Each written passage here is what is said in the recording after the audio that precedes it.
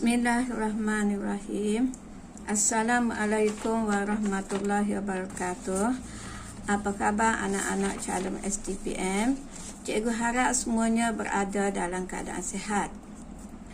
Pada pertemuan ini, cikgu akan membincangkan tentang penghajaan semester 3 pada bahagian B, iaitu alih bentuk komunikasi daripada bentuk bukan linear kepada bentuk linear. Pada bahagian ini, calon-calon seharusnya dapat membuat analisis data seperti membuat pengiraan.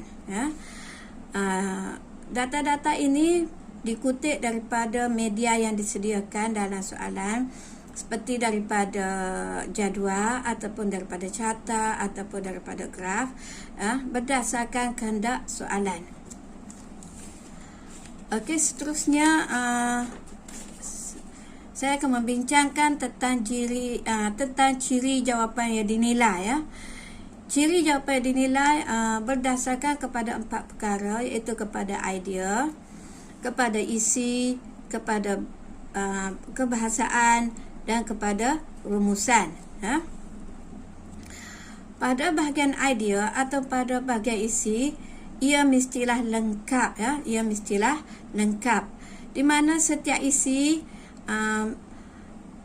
seharusnya ada 4 komponen ataupun 4 perkara, iaitu 4 perkara mesti ada, iaitu mesti ada isu, ada masa ataupun tahun, ada rumus dan ada contoh. Ada isu, ada masa, ada rumus, ada contoh. Jadi ini adalah isian lengkap. Masa calon hendaklah berhati-hati sekiranya ada perkataan anggaran. Jadi perkataan anggaran kena tulis. Okey, rumus pula, maksud rumus pula ialah bergantung kepada kehendak soalan. Bergantung kepada kehendak soalan.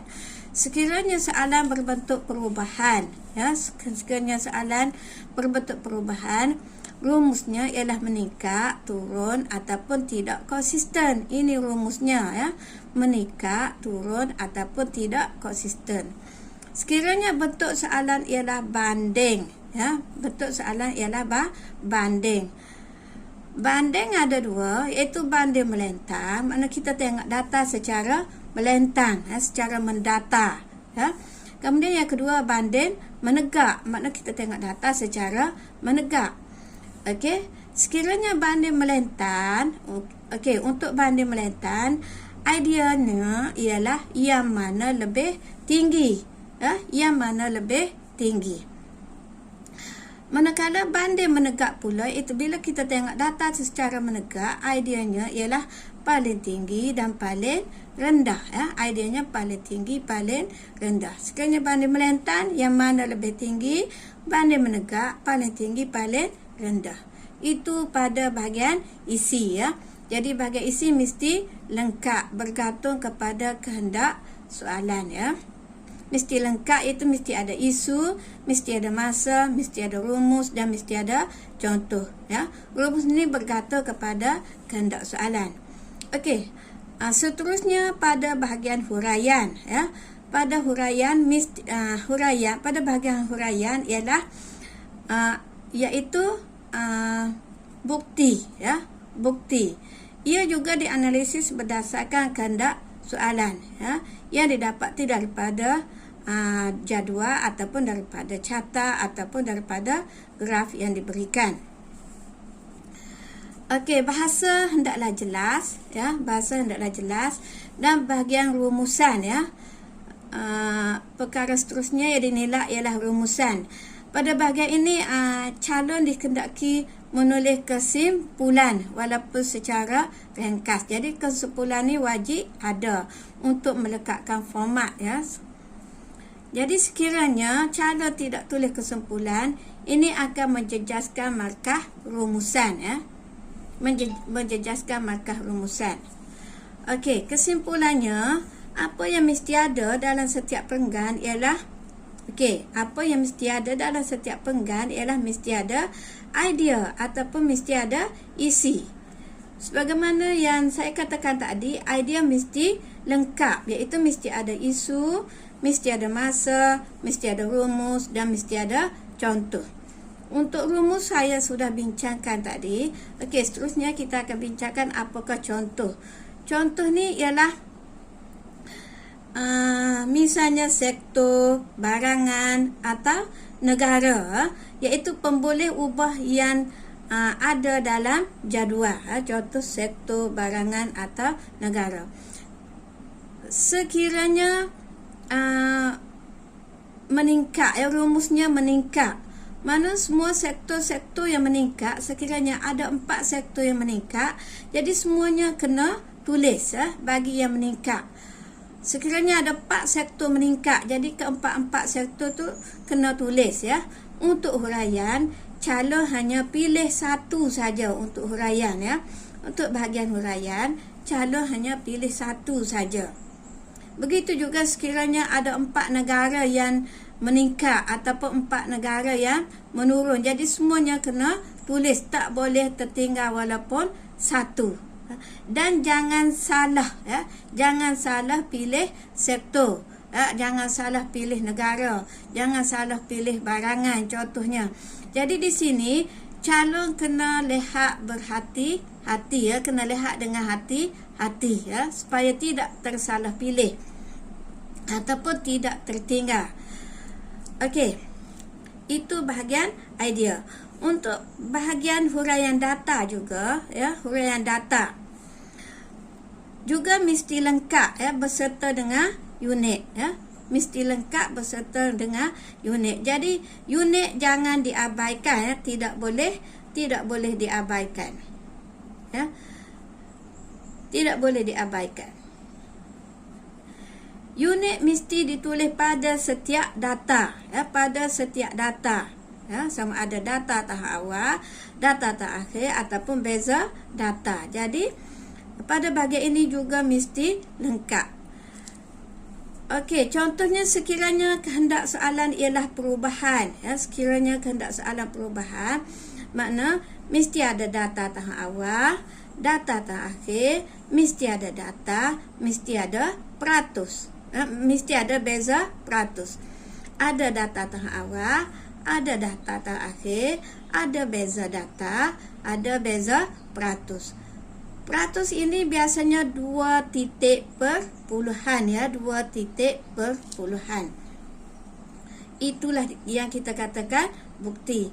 Sekiranya kehendak soalannya ialah banding ya, sekiranya kehendak soalan ialah banding. Untuk banding melentang, untuk banding menegak ya, untuk banding menegak, untuk banding menegak ada 3 perkara yang perlu dinyatakan ya sebagai bukti dalam huraian, iaitu ya, untuk banding menegak ada 3 perkara sebagai bukti, iaitu mesti ada data, mesti ada peratus dan mesti ada jumlah keseluruhan ya, data, peratus dan jumlah keseluruhan.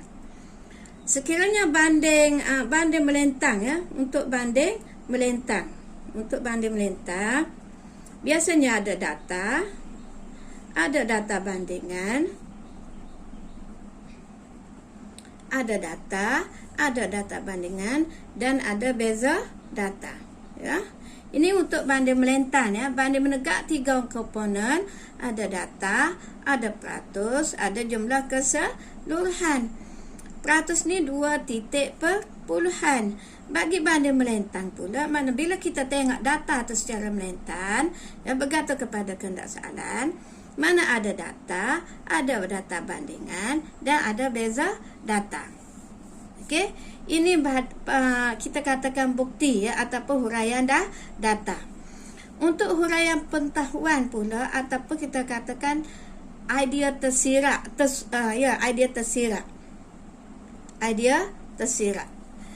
Bergantung juga kepada format ya, bergantung kepada format. Misalnya format berasingan ataupun format bersama. Contoh huraian pengetahuan ataupun idea tersirat ni adalah contohnya sebab, langkah, kesan, risiko. Ini ialah contoh-contoh ya, ataupun faktor. Ini contoh huraian pengetahuan ataupun idea tersirat. Okey. Jadi kesimpulannya, calon seharusnya perlu menguasai 3 kemahiran asas untuk menjawab bahagian ini ya. Perlu kuasai 3 kemahiran asas, iaitu pertama, kemahiran menganalisis ataupun memahami kehendak soalan.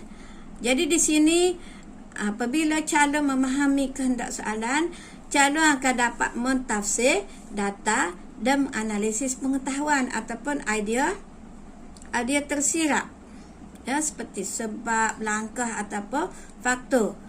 Yang kedua, calon dikehendaki memahami format penulisan jawapan ya, format penulisan jawapan. Dan yang ketiga, cara menulis jawapan.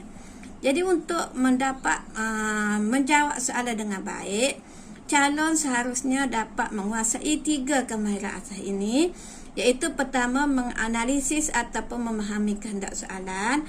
Dengan bila memahami kehendak soalan, calon akan dapat mentafsir data dan menganalisis idea tersirat ataupun pengetahuan. Seterusnya, kemahiran kedua yang calon perlu kuasai ialah memahami format penulisan jawapan. Dan ketiga, cara menulis jawapan.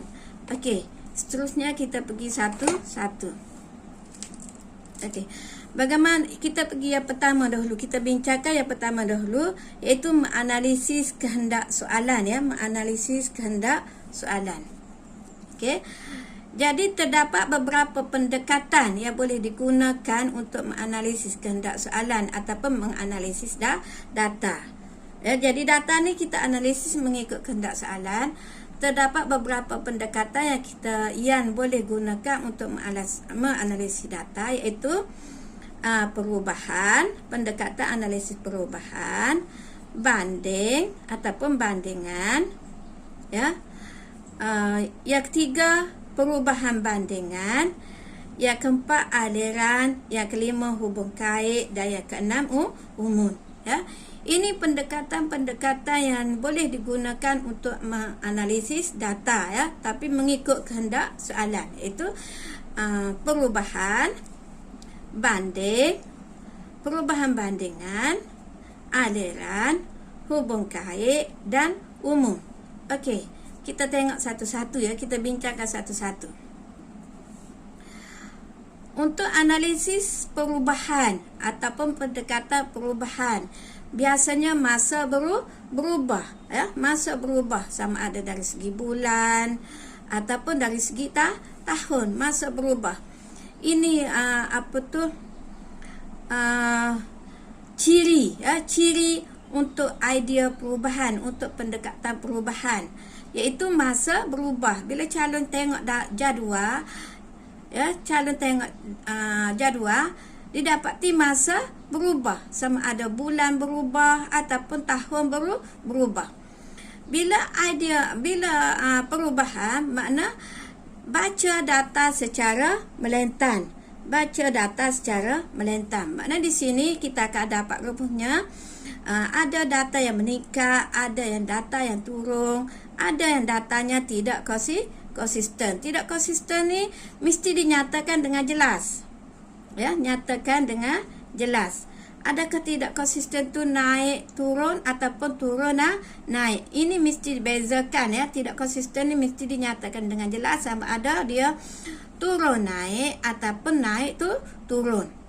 Jadi sekiranya hanya dinyatakan secara tidak konsisten saja, tak jelas ya, mesti dinyatakan dengan jelas, iaitu naik turun ataupun turun naik.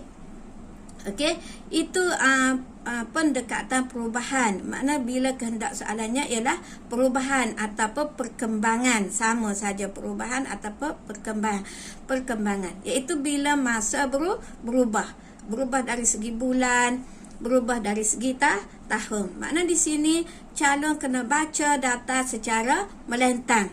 Bila baca data secara melintang, akan ada data yang meningkat, akan ada data yang tidak konsisten, akan ada data yang menurun. Sudah dinyatakan tadi, bila tidak konsisten, nyatakan dengan jelas, ya. Adakah dia naik atau turun, ataupun turun naik, ada beza. Okey, untuk pendekatan yang kedua ialah banding, ya. Pendekatan yang kedua ialah banding. Banding ni contohnya bila selepas perkataan, iaitu ada perkataan banding, huraikan bandingan ataupun huraikan banding ataupun bandingkan, iaitu ada perkataan banding. Jadi bila ada perkataan banding, makna kehendak soalan ialah banding. Kadang-kadang banding juga sekiranya tidak ada perkataan banding, tahun dia tidak berubah, ya, tahun tidak berubah.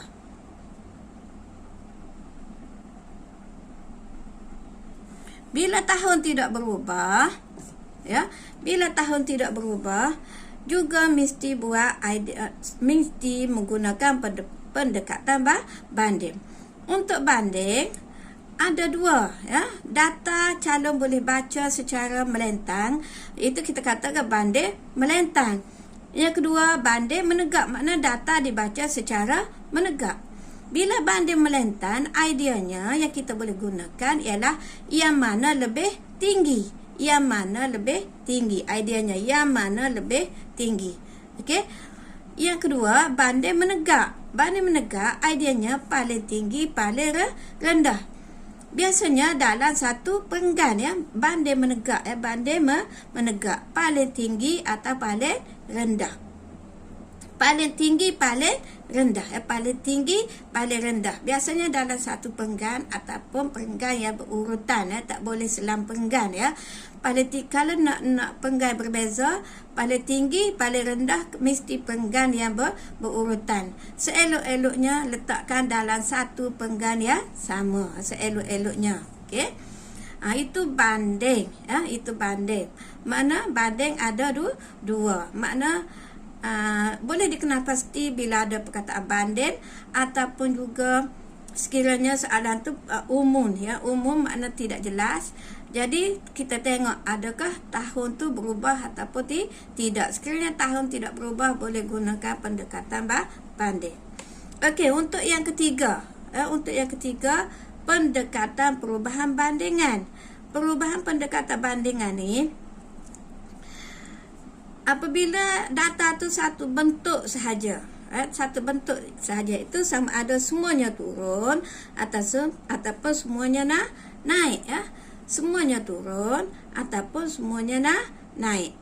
Okey, mana data tu semua data turun, semua data naik. Itu kita katakan perubahan bandingan. Okey, untuk pendekatan aliran, biasanya ya, boleh dikenal pasti dengan adanya perkataan pola, ya. Bila ada perkataan pola, ya, pola perubahan, ya, biasanya pola perubahan ataupun ada perkataan pola, ya, ada kata kuncinya ialah pada perkataan pola, sama ada pola perubahan ataupun pola perkembangan. Jadi ini kita katakan pendekatan aliran. Pada bahagian ini, idea yang boleh digunakan ialah idea perubahan dan idea banding, ya. Bila ada perkataan pola, calon boleh gunakan idea perubahan, idea banding. Pada perubahan bandingan, biasanya calon gunakan idea perubahan, ya, idea perubahan. Jadi di sini semua sektor kena nyatakan, semua sektor, ya, kena dinyatakan. Okey. Jadi untuk ada pendekatan aliran, boleh dikenal pasti dengan adanya perkataan pola pada soalan, ya. Jadi di sini idea yang boleh digunakan ialah idea perubahan dan idea banding. Okey. Okey, pendekatan hubung kait, ya. Pendekatan hubung kait. Bila boleh dikenal pasti pada kata kunci soalan, iaitu perkataan hubung kait, ya, hubung kait. Dan biasanya ada dua jadual. Ada dua jadual. Okey. Kita tengok pula pendekatan umum. Pendekatan umum ni biasanya tidak ada perkataan perubahan, ya. Tidak ada banding, tidak ada pola, tiada perkataan perubahan, tiada perkataan banding, tiada perkataan pola. Sedangkan nombor 1, nombor 2, nombor 3, nombor 4, ya, nombor 5 soalannya je jelas ada perkataan perubahan ataupun perkembangan, ada perkataan banding. Okey, jelas ada perkataan pola, ada perkataan hubung kait. Jadi pada nombor 6 ni, pendekatan umum ni, kehendak soalan tidak jelas, ya. Tidak ada perkataan perubahan, tidak ada perkataan banding, tidak ada perkataan pola. Untuk itu, pendekatan mana hendak digunakan, calon boleh tengok masa, calon boleh tengok kepada masa. Sekiranya masa berubah, pendekatan yang boleh digunakan ialah pendekatan perubahan. Ya, pendekatan perubahan. Idea yang boleh digunakan ialah perubahan. Idea perubahan iaitu idea meningkat, turun ataupun tidak konsisten. Pada pendekatan, sekiranya masa tidak berubah, calon boleh menggunakan pendekatan banding. Jadi ideanya paling tinggi ataupun paling tinggi dan paling rendah, ya. Paling tinggi dan paling rendah, ya. Paling tinggi dan paling rendah ni sekali, ya, dalam satu perenggan. Dalam perenggan yang sama. Dalam perenggan yang sama. Itu seelok-eloknya, ya. Jadi pendekatan umum, ya, pendekatan umum ni bila tidak ada perkataan perubahan, tidak ada perkataan banding, tidak ada perkataan pola. Jadi di sini pendekatan yang harus digunakan oleh calon ialah calon perlu tengok masa. Masa tu berubah ataupun tidak berubah. Sekiranya masa berubah, calon boleh menggunakan pendekatan perubahan dengan menggunakan ideanya ialah meningkat, turun ataupun tidak konsisten. Sekiranya pendekatan banding, makna ideanya paling tinggi, paling rendah dan dalam perenggan yang sama. Okey.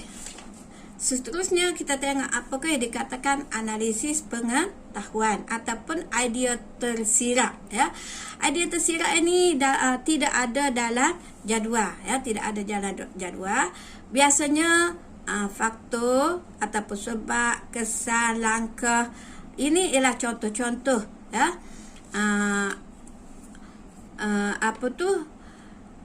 Tersirat analisis pengetahuan, ya, contoh-contoh. Okey. Untuk analisis pengetahuan ataupun kita nak letakkan idea tersirat ni, ya, bergantung kepada format, ya, bergantung kepada format, ya. Dia tidak ada jalan dalam jadual, bergantung kepada format. Sekiranya format bersama, contohnya mengapa berlaku sedemikian, mengapa berlaku perubahan tersebut, ya. Mengapa berlaku sedemikian, mengapa berlaku perubahan tersebut. Contohnya, kalau meningkat, kenapa meningkat? Kalau turun, kenapa turun? Kalau paling tinggi, kenapa paling tinggi? Paling rendah, kenapa paling rendah? Jadi di sini makna sebab, di sini kehendak soalannya menghendaki sebab. Jadi di sini makna sebab mesti dinyatakan sekali dengan data. Setelah calon huraian data, calon mesti nyatakan sebab kenapa berlaku demikian. Kenapa berlaku demikian? Data itu meningkat. Kenapa data itu meningkat? Jadi di hujung huraian data, calon kena letak sebab. Sekiranya soalan mengapa berlaku sedemikian ataupun mengapa berlaku perubahan tersebut. Untuk format berasingan pula, contoh-contoh soalan ialah mengapa setengah sektor meningkat, ya, mengapa setengah sektor meningkat, mengapa setengah sektor menurun. Mana setengah sektor, bukan semua sektor, dia fokus kepada setengah sektor sahaja. Mungkin ada 2 sektor yang meningkat, jadi fokus kepada mengapa sektor tersebut meningkat ataupun mengapa sektor tersebut menurun. Jadi fokus kepada setengah sektor sahaja, ya, sebahagian sektor sahaja. Jadi di sini sebab itu perlu dinyatakan secara berasingan dalam penggalan berasingan, ya. Jadi di sini akan wujud pembahagian soalan, pembahagian jawapan bahagian A dan bahagian B. Jadi di sini sebab di sini terletak dalam bahagian B, ya. Terletak dalam bahagian B. Jadi di sini perlu dihuraikan dengan detail jugalah, ya. Perlu dihuraikan dengan detail, lebih kurang 4 ataupun 5 baris, ya. Setiap idea perlu dihuraikan dengan detail. Mengapa mengapa setengah sektor meningkat, ya. Perlu dihuraikan dengan detail, lebih kurang 4 atau 5 baris. Jadi hak ni format berasingan, ya. Yang ni format berasingan terletak pada bahagian B. Okey, contoh selain daripada sebab, kemungkinan juga kesan ataupun langkah. Jadi calon dikenaki berhati-hati, ya. Kalau format bersama makna selepas huraian data terus nyatakan sekali sebab, ya. Format berasingan makna huraikan secara berasingan, letakkan pada bahagian B. Huraian data jadi bahagian A. Untuk idea tersirat seperti kesan, langkah, okey, letakkan pada bahagian B dan kena buat huraian yang agak detail, lebih kurang 4 ataupun 5 baris. Seterusnya kita lihat bagaimana hendak memahami format penulisan jawapan. Format penulisan jawapan, ya, sedikit sebanyak saya telah nyatakan tadi. Terdapat dua format, iaitu format bergabung, format berasingan, ya. Format bergabung, format berasingan. Untuk format bergabung makna data, analisis data dan analisis pengetahuan ditulis dalam satu perenggan yang sama. Ditulis dalam satu perenggan yang sama. Makna selepas kita hurai data perlu nyatakan sebab. Okey. Kemudian untuk format berasingan, analisis data dan analisis pengetahuan ditulis dalam perenggan yang berasingan. Okey, ditulis dalam perenggan yang berasingan. Bahagian data, untuk analisis data dia akan jadi bahagian A. Okey. Untuk analisis pengetahuan ataupun idea tersirat, ya, tersirat, dia akan jadi bahagian B. Jadi ada dua bahagian jawapan. Bahagian A untuk analisis data, bahagian B untuk analisis pengetahuan ataupun idea tersirat seperti langkah, kesan. Okey, untuk di sini calon wajib membuat analisis data, ya. Calon wajib membuat analisis data terlebih dahulu sebelum membuat bahagian B, iaitu analisis pengetahuan, iaitu mesti ada idea, mesti ada huraian. Okey. Jadi di sini setengah-setengah calon lemah bahagian huraian data, analisis data. Calon tidak boleh, ya, mengabaikan bahagian A dengan cara membuat bahagian B sahaja. Calon tidak boleh membuat bahagian B saja dan tidak membuat bahagian A, iaitu menganalisis data. Di sini calon mesti menganalisis data terlebih dahulu sebelum barulah ataupun mesti menganalisis data terlebih dahulu. Kemudian sudah menganalisis data baru bahagian B, iaitu membuat idea pengetahuan. Jadi bahagian B, bahagian A tidak boleh diabaikan sekiranya soalan itu ada dua format, iaitu format sekiranya soalan itu format berasingan, ya. Sekiranya soalan itu format berasingan, bahagian A data, bahagian B analisis pengetahuan, calon tidak boleh abaikan bahagian A. Bahagian A mesti dibuat, ya. Calon tidak boleh buat bahagian B sahaja, ya? Tidak boleh buat bahagian B sahaja. Calon kena buat bahagian A.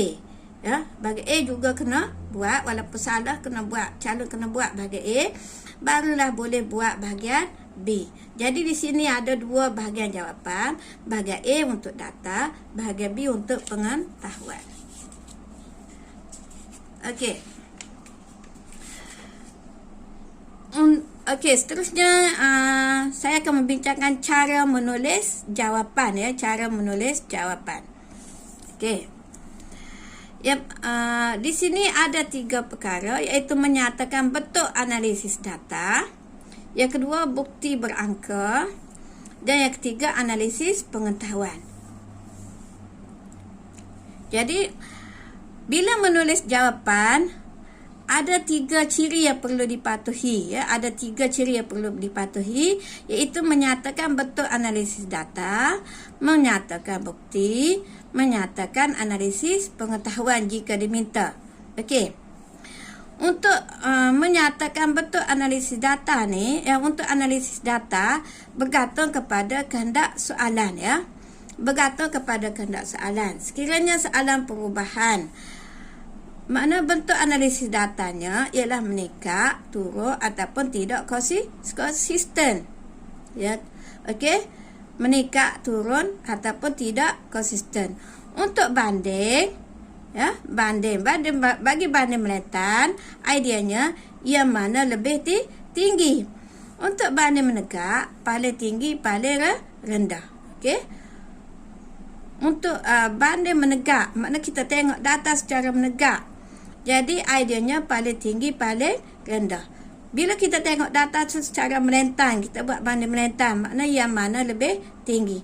Makna kalaulah soalan tu banding, makna set banding tu ada 2, banding melentang, banding menegak. Makna kita baca data secara melentang, kita boleh baca data secara menegak. Okey, jadi calon boleh baca data secara melentang, calon boleh baca data secara menegak. Okey. Kalau soalan tu perubahan ataupun masa berubah, ya, masa berubah, mana ideanya meningkat, turun dan tidak konsisten. Itu bentuk analisis data.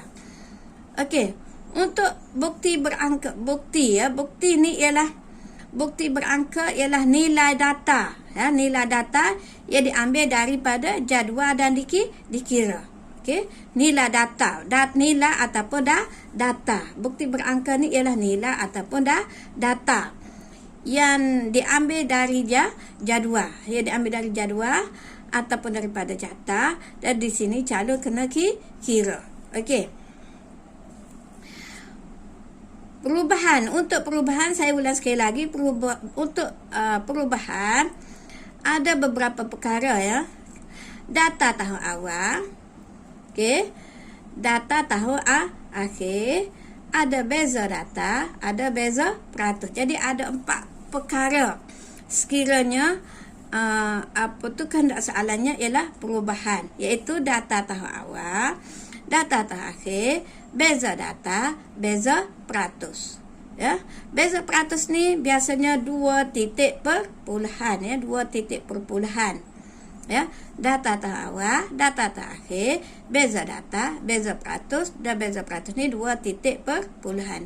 Untuk banding, ya, untuk banding biasanya data, okey, untuk banding melentang, ya, untuk banding melentang ialah data bandingan dan beza data. Banding melentang data bandingan, beza data.